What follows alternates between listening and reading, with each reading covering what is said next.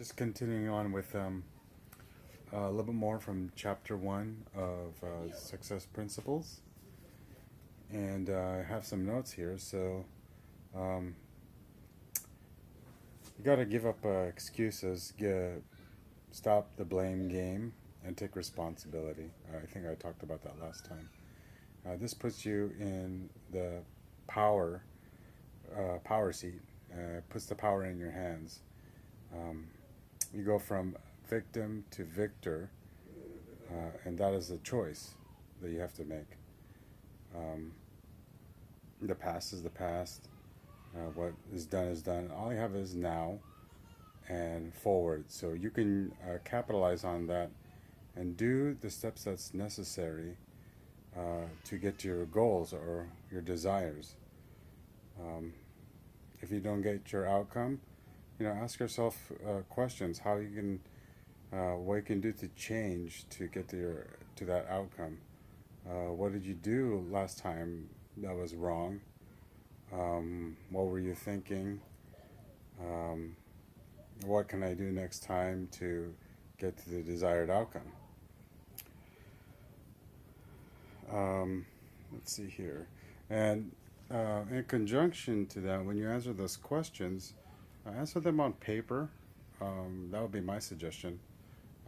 Brainstorm and come up with solutions.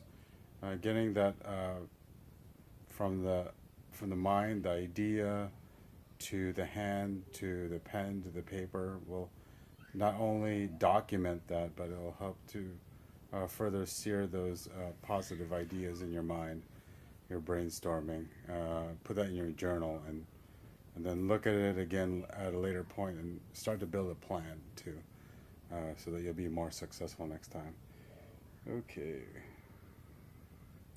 So the book talks about when you complain, you actually lose power because you're focusing on complaining rather than either brainstorming or taking action to do what you want. So it's really important to not to give up complaining, because it's basically just wasting your time. You're just staying in one spot on the progress bar of life, and you're not moving forward to what you actually want.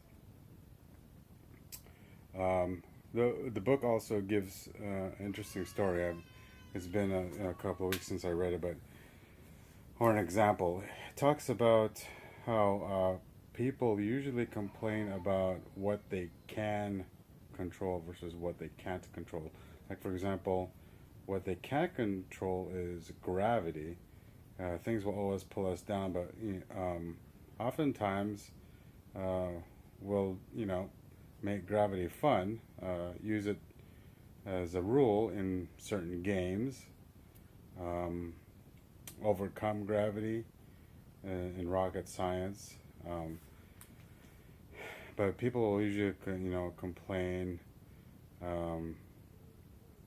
about maybe their children or their job, and they can control how they respond to those things, whether it be for good or bad. And in my opinion, it takes the same energy to respond either positive or negatively. So another obvious idea is to substitute complaining with actually taking action to do what needs to be done, and you will get further in life than if you did not. You can do that incrementally.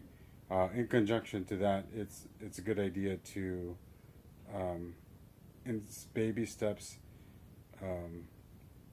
make yourself uncomfortable and do things that are uncomfortable for you, and get used to being uncomfortable in life. Doing new things or things you would never do if you're either an introvert or extrovert.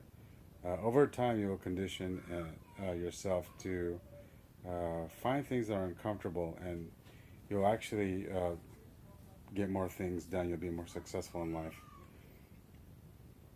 Okay, what else? That ties in with a quote that I think Zig Ziglar said, that said is, if you're hard on yourself, life will be easy on you. If you prepare, um, if you come prepared to the game, you highly increase your chances of winning in the game of life. So that's it for now. Signing off. I'll be continuing with more in this chapter. I have more to cover. Probably not much more, but we'll move on this chapter and then go on to chapter 2. Have a good day.